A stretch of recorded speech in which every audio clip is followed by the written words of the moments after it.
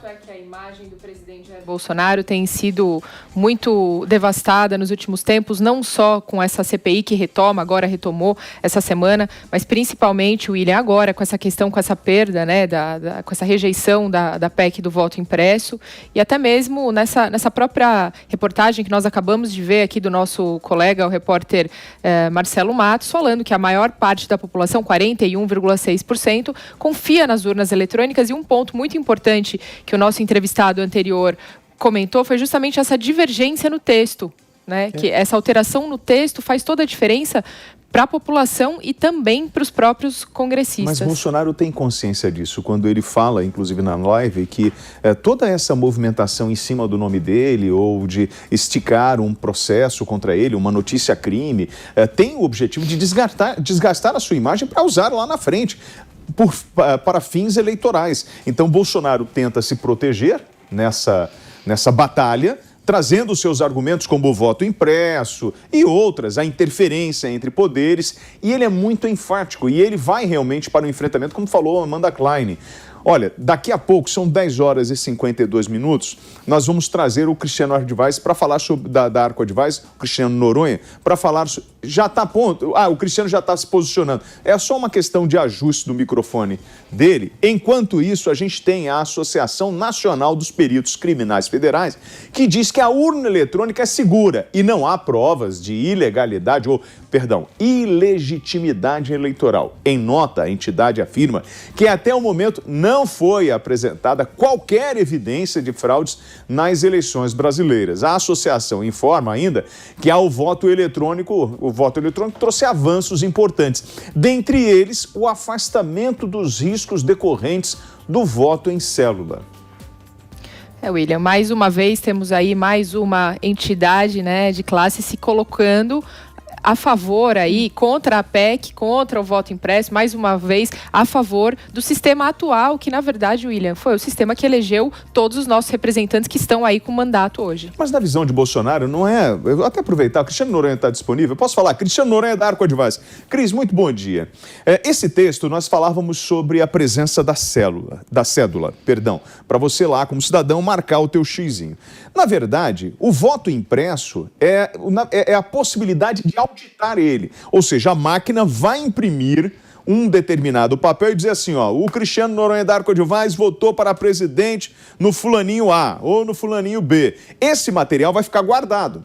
Eu vou conferir eletronicamente a urna, ok. E logo depois eu faço uma conferência, uma recontagem desses votos através do papel. Ninguém vai levar papel para casa. Você acha que esse entrave que aconteceu, ou essa primeira derrota do governo de 23-11, foi em função, como disse o analista anterior, do texto, e esse jogo pode mudar? Olha, primeiro que a derrota do governo, ele deveu-se basicamente pela troca de alguns membros na comissão.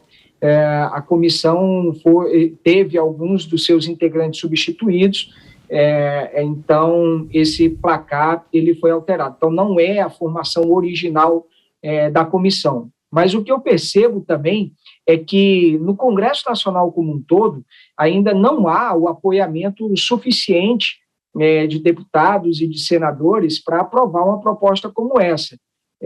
Preciso lembrar que isso é uma PEC, é uma proposta de emenda à Constituição, portanto requer 308 votos na Câmara e 49 no Senado. Como esse assunto está altamente politizado, como ele o presidente tem feito defesa muito enérgica a favor disso, mas na minha avaliação de uma forma equivocada, a minha avaliação é de que ele não vai conseguir fazer com que essa matéria prospere, que o Congresso Nacional aprove isso, inclusive a tempo de valer para as eleições do próximo ano. Vale lembrar que a própria Constituição, ela diz que essas regras eleitorais, elas precisam ser aprovadas com pelo menos um ano de antecedência, ou seja, até o dia 1º de outubro teria que estar resolvida essa questão. E a Câmara dos Deputados tem preferência por alterar outros pontos da legislação eleitoral, e que é de mais interesse, vamos dizer assim, da Casa como um todo. Só para citar um exemplo, a questão de você voltar a permitir coligações nas eleições proporcionais, que isso foi proibido na última regra. O Senado também aprovou algumas mudanças, tratando inclusive da volta da propaganda partidária de rádio e TV. Então, tem temas que interessam mais aos parlamentares do que essa questão do voto impresso. E colocar uma coisa junto com a outra vai tumultuar e aí pode acabar prejudicando o interesse da casa como um todo. Cristiano, bom dia. Mariana falando. É claro que nessa questão do voto impresso, né, da PEC ser ou não aprovada, a gente vê toda uma discussão em torno das eleições, da credibilidade ou não em torno da urna. Mas se a gente for um pouco mais a fundo, olhar por trás dessa questão, a gente vê um cenário muito mais profundo, que é a questão do apoio ou não ao presidente Jair Bolsonaro, né? No final das contas, isso acaba mostrando para nós um grande cabo de guerra, né, entre os apoiadores e quem apoia e quem é contra o presidente. No final das contas, queria saber a sua opinião. Isso tem mostrado todo um enfraquecimento do governo? Olha, Mariana, o que a gente percebe, de fato, como isso é uma bandeira muito forte do presidente, ele está insistindo muito nesse assunto, e esse tema ele foi absolutamente politizado. E você falou muito bem, está polarizado, ou seja, quem apoia o governo é a favor do voto impresso, né? Quem é contra o governo diz que isso não é adequado. Então, virou uma questão bastante politizada.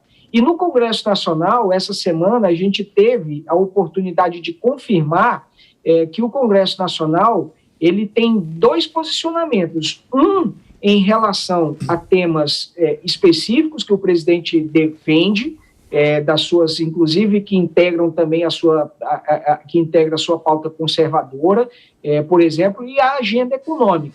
Você viu nessa semana, por exemplo, a Câmara aprovou o projeto de lei que permite a privatização dos Correios, foi aprovado também a MP que trata de melhorar o ambiente de negócios, o Senado aprovou ontem o refis. Então, essa agenda econômica, ela continua tendo um amplo apoio por parte do Congresso Nacional. Agora, essa pauta específica de costumes e essa questão eleitoral do presidente, isso cai numa outra seara que o presidente ele não consegue unir o Congresso Nacional em torno dessa agenda. Então, o Congresso também ele está separando aquilo que é uma pauta muito exclusiva, muito específica do presidente e de seus apoiadores dessa agenda que é defendida pela equipe econômica. Bom, sobre essa agenda, eu vou voltar na fala anterior, onde você fala sobre o voto distrital. A percepção que eu tenho é que na hora que eu vou selecionar os assuntos, eu vou tratar dos assuntos do meu interesse. Ou seja, eu vou pensar no voto distrital porque o meu partido vai ser beneficiado ou não.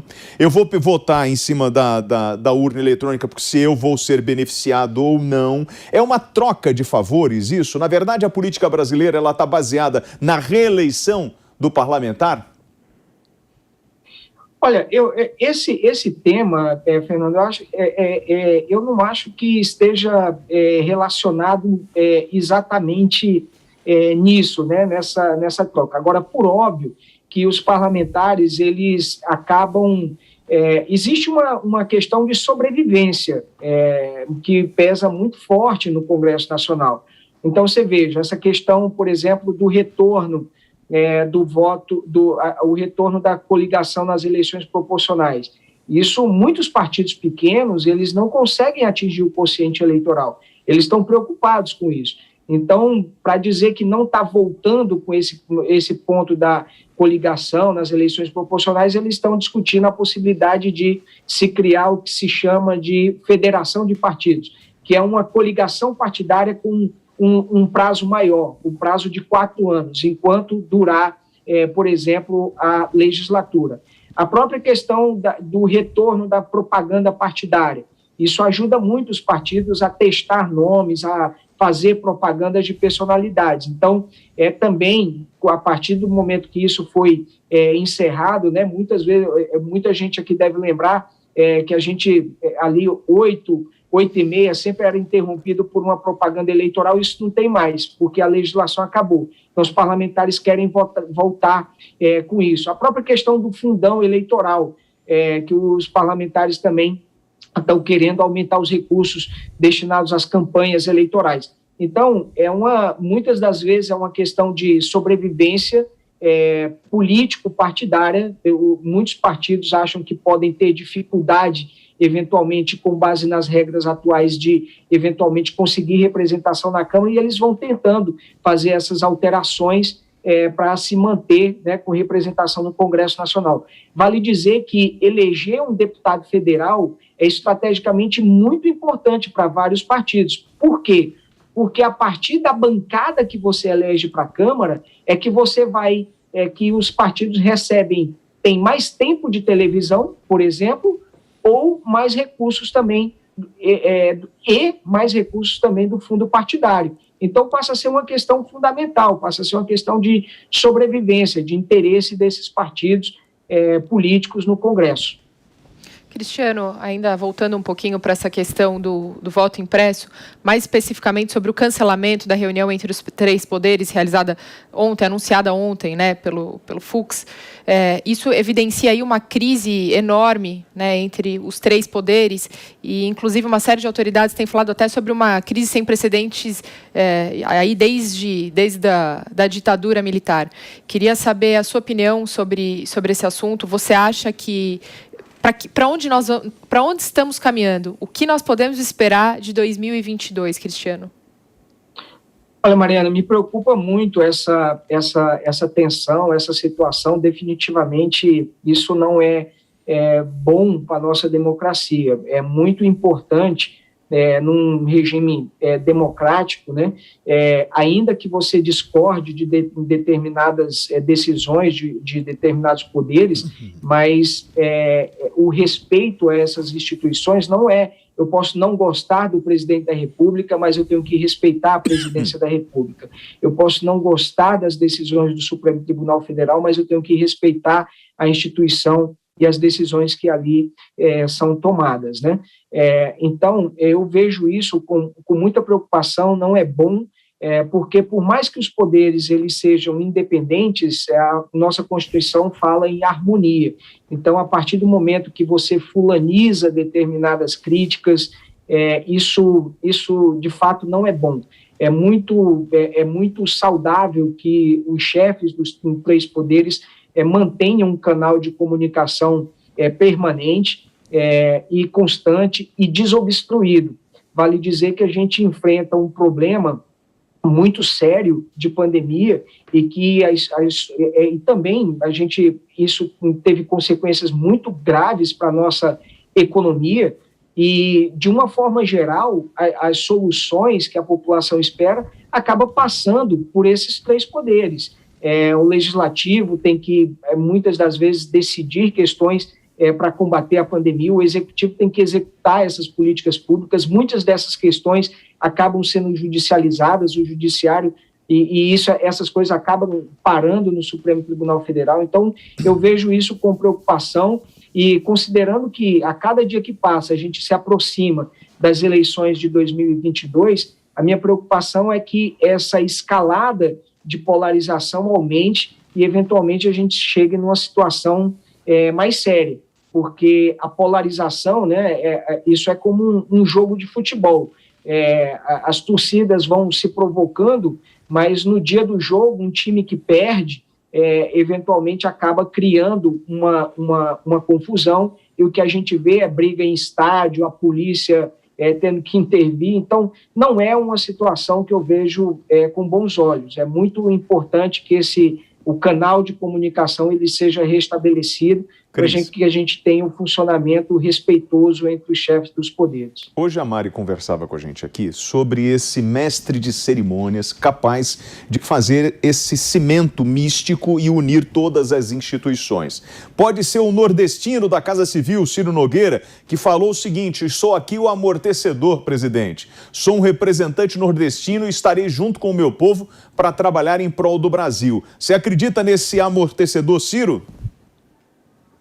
Olha, ele é um amortecedor fundamental, mas dependendo do impacto, dependendo do tamanho do buraco, Fernando, não tem amortecedor que resista. Então, por isso que é muito importante haver um certo cuidado e que essas tensões elas não sejam estimuladas. Por isso, um amortecedor ele resiste a um buraco, a dois, a uma estrada muito acidentada. Esse amortecedor vai quebrar, ele não chega até o final da viagem, né? Então, é muito importante que a gente tenha, como eu disse, o papel do Ciro Nogueira é muito importante, ele é um político muito hábil, tem um excelente relacionamento com o Poder Judiciário, especialmente o Supremo, é presidente de um partido político do mesmo partido do presidente da Câmara, então tem condições de estabelecer um bom diálogo com a Câmara, é oriundo do Senado, tem condições de estabelecer um bom diálogo com o Senado. A posse dele foi altamente prestigiada, vários parlamentares, várias autoridades, membros do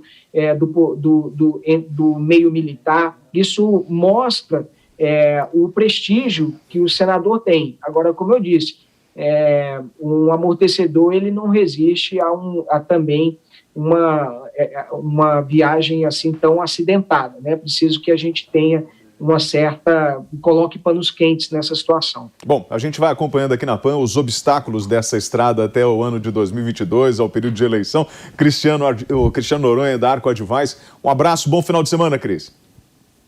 Bom final de semana a vocês, se cuidem e até a próxima. Obrigada.